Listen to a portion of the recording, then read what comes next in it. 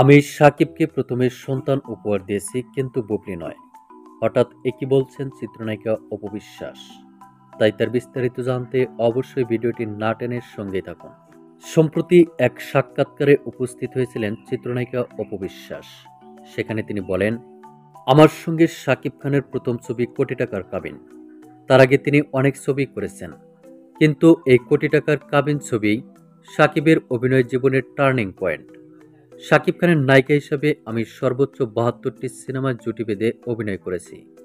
তার জীবনে প্রথম প্রেমিকা হয়ে আমি এসেছিলাম। তার প্রথম স্ত্রীও আমি। আমিই তাকে প্রথম সন্তান উপহার দিয়েছি।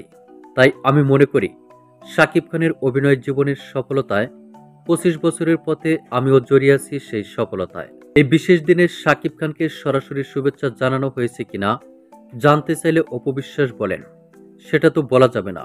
আর আমি তো ফেসবুকে শুভেচ্ছা জানিয়েছি।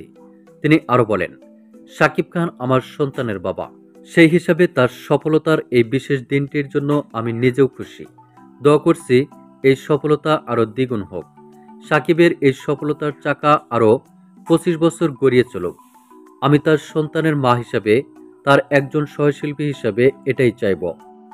অপু বিশ্বাসের এমন কথার পরে অনেকেই মন্তব্য করেছেন, সাকিবকে প্রথমে অপু বিশ্বাসী সন্তান উপহার দিয়েছেন, বুবলি দিয়েছেন অনেক পরে। আর তাই সাকিবের জীবনে অপু বিশ্বাসের অগ্রাধিকার বেশি, এমনটাই বুঝিয়েছেন তিনি।